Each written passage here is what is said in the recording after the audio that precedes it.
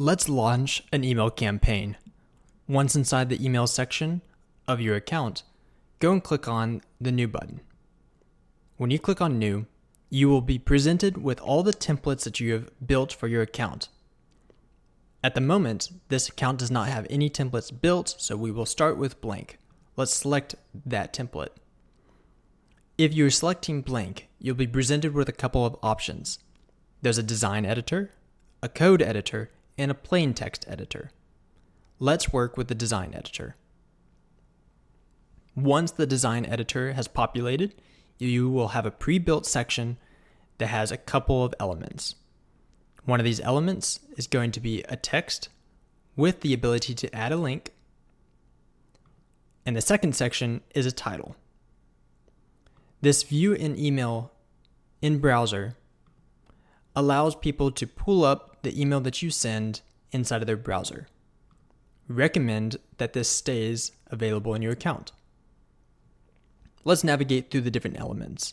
If you click on the plus button in the upper left-hand corner of your email campaign builder, you will be presented with elements. These elements should be pretty self-explanatory, but let's quickly walk through several of them.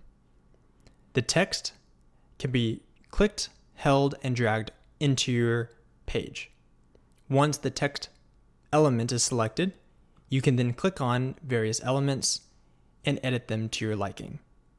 There is a top navigation bar that gives you the ability to change the heading type, the font type, sizes, colors, italic, bold, underline, add text links, line height, as well as create bullet points, add custom values, trigger links, and then use an AI in your account.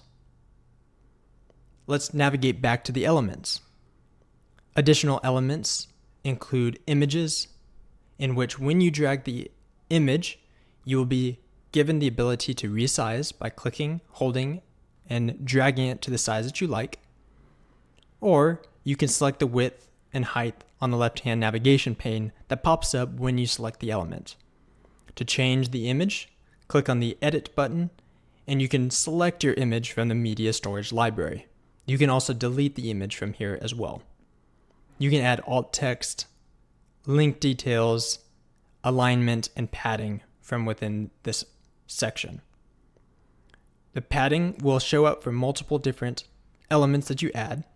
For example, when you select on the left padding section, you can increase the padding to your liking. Let's add 40 pixels and you can see that the image shifted to the right. Let's go back to elements. Another important element is going to be the button, in which you can click, hold, and drag it into your builder.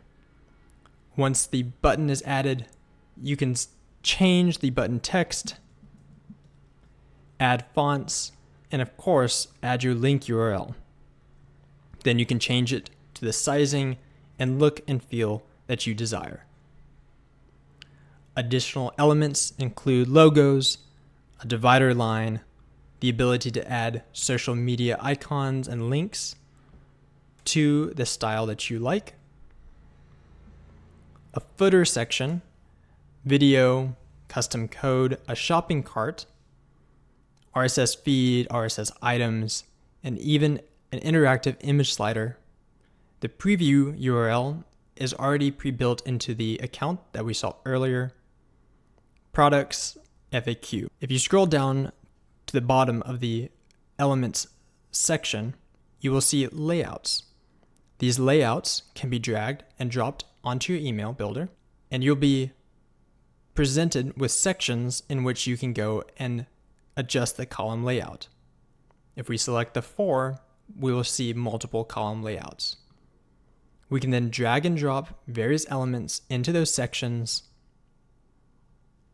to adjust the look and feel of our email. At the top navigation, let's click on Manage Elements. We will then see that because we added this additional section, there is a section that we can select a drop-down and see all of the columns and their elements inside. When we drop down the column, in particular for the image, we have a couple of icons for mobile and desktop. When we click on the mobile, this will deselect the image from showing on mobile. So if you want to style an email that looks different for desktop versus mobile, you can do so here. Next, let's look at appearance. When we click on the appearance section, we will see templates in which we can select template details that are standard for our email. We can add a background image URL, add the image here, and select the background color and body color. Next is button styling.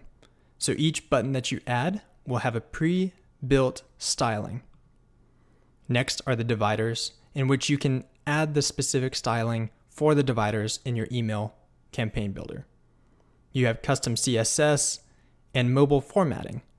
With mobile formatting, you can pre-select the sizing of various heading types to be different for mobile versus desktop. Last but not least, you have a link where you can change the look and feel of the links that are added to your email builder. At the top navigation section, we also have A/B testing. When we turn that on, we have a couple of different test types, including changing up the email subject, changing up the email content, changing the test duration from various times, the number of variations, the test size of initial emails it will send to, and you can visualize the distribution, and choose the winning criteria type, whether it's unique open rates or unique click rates. Last but not least, you have saved items. This will show based on which sections you have saved. If you hover over a section, you can click on the saved button, and then it'll populate inside of the saved section area. You can then drag and drop that to help speed up your email campaign building time. At the very top of your email builder, you can select and change the name, and you have the ability to save. Next to the save button, you also have 3 dots. When you click the 3 dots, you can test send the email, preview the template, see version history, and add file attachments. You also have the ability to undo and redo. Let's click on send or schedule. This page gives us all of the options that we need to set up and send this particular email campaign. The first option is going to be send now. When you click on send now, you have a couple of options that you need to fill in. The primary one is sender email. This sender email must be a verified email address in which you can change and verify inside of the email campaign settings. You can also set a custom reply to address for the specific campaign. Otherwise, it defaults to your account default. You then have a sender name, a subject line, preview text, and choose your recipients. You can either choose all contacts, send to a specific smart list, or choose contacts from specific tags.